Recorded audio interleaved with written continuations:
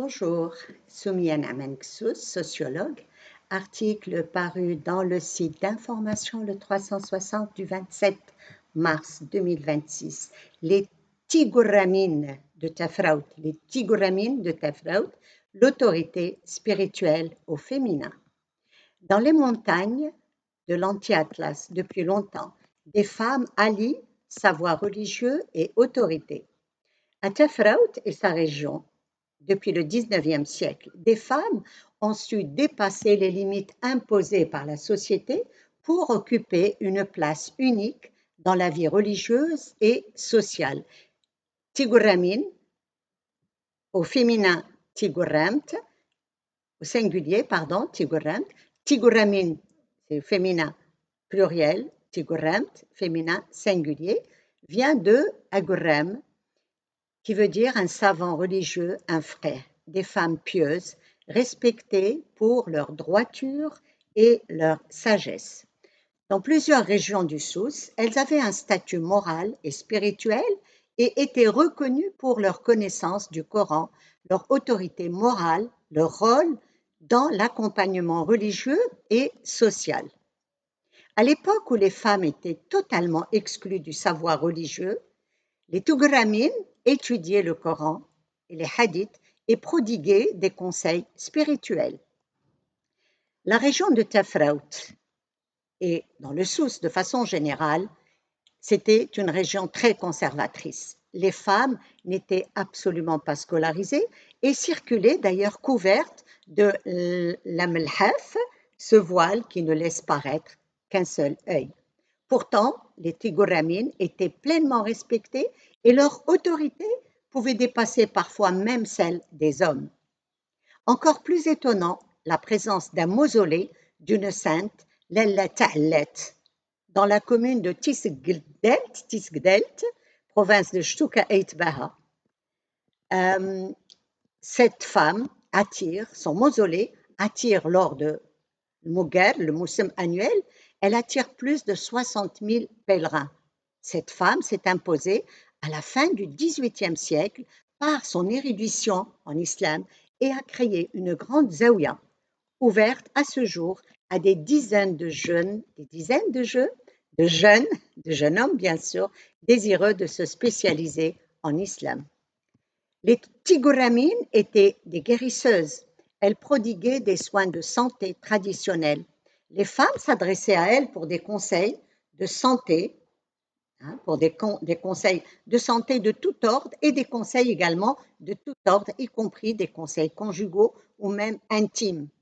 Les Tigouramines organisaient des mjlis qui veut dire réunion religieuse, où les femmes des villages avoisinants se rassemblaient. Le mjlis, mot arabe, signifie assemblée, réunion. Les Tigouramines organisaient ces mjlis pendant les fêtes religieuses ou hors des fêtes religieuses. Ce sont des séances de dhikr, récitation coranique, prière sur le prophète, ce qui a permis aux femmes de cette région d'avoir leur propre espace religieux et sociaux et d'être guidées dans leur piété et leur vie, puisque en fait elles ne pouvaient pas s'adresser à des vrais hommes. Les Tigouramines jouaient un grand rôle dans les funérailles. Dans les traditions amazirs, berbères entre guillemets, le deuil se passe en silence, dans la discrétion totale, dans la dignité. Il n'y a pas de pleurs bruyants, pas de hurlements, pas de cris. La douleur se vit intérieurement. Les Tigouramines aidaient justement les femmes à canaliser cette douleur, à la calmer et à la transformer en recueillement.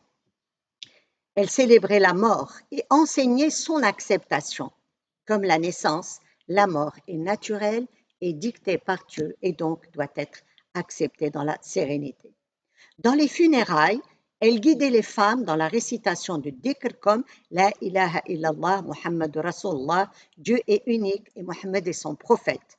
Phrase répétée pendant des heures de manière rythmée, apportant apaisement et sérénité aux proches du défunt.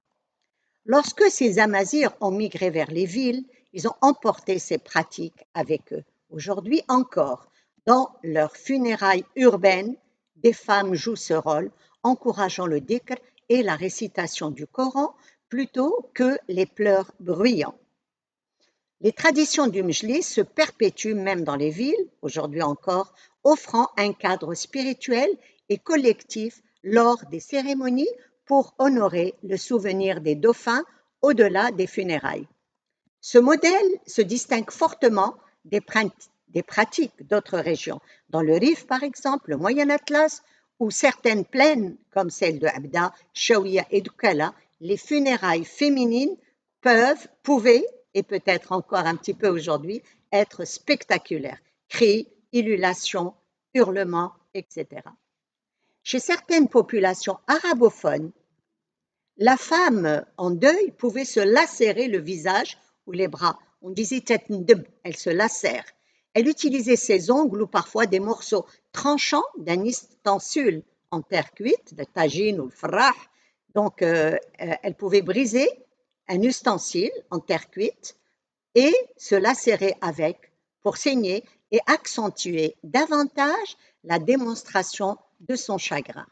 Une femme pouvait aussi ôter son foulard devant les hommes, on dit l'ihtzif, un geste qui est honteux. Elle pouvait se tirer les cheveux ou alors tathlg, c'est-à-dire qu'elle va se couper les cheveux en public, en signe de deuil. En signe de deuil. Certaines, c'est-à-dire qu'elles s'enroulaient dans la boue et pouvaient même s'en enduire également le visage. Dans des régions arabophones, à la campagne et en ville, les femmes faisaient appel à des pleureuses professionnelles qu'on peut appeler nahla, ou alors l'addadat, ou alors le bkayet. Elles étaient des professionnels pour faire pleurer les proches. Les chants et les lamentations rythmées en chœur pouvaient durer des heures, guidées justement par ces pleureuses professionnelles. Le rôle était socialement reconnu et ritualisé. Elles connaissaient des poèmes, des chants funestes et savaient rythmer leurs lamentations pour créer une scène publique collective de deuil. Si les pleureuses traditionnelles ont disparu aujourd'hui, parfois on remarque dans des funérailles des femmes qui sont venues présenter leurs condoléances, qui peuvent être des amis ou des proches de la famille endeuillée. Ces femmes peuvent enlacer les proches du défunt en récitant des phrases pour faire pleurer. Il t'a laissé et il est parti. L'être cher vous a abandonné. Qui va s'occuper de vous? Ou alors, ma mère bien-aimée, ma mère bien-aimée, tu m'as laissé orpheline. Et ce sont donc des phrases qui vont faire pleurer les personnes qui sont touchées par le deuil. L'évolution des mentalités a fait reculer ces formes d'expression extrême du chagrin. Le deuil s'exprime plutôt dans la retenue, à travers la prière, la récitation du Coran et en tout cas le recueillement. Les rituels, les coutumes et la manière de vivre le deuil varient d'une région à une autre. Une diversité qui illustre la manière dont la tradition et le contexte social façonnent l'expression du chagrin. Dans les montagnes de l'Anti-Atlas, la mémoire des Tiguramines murmure toujours qu'au-delà des siècles, certaines femmes ont su faire de la foi une autorité plus forte que les règles de leur temps et de leur société. Elles ont transmis une autre manière de vivre la foi, une manière sobre, maîtrisée, profondément intériorisée. Elles étaient des régulatrices du social,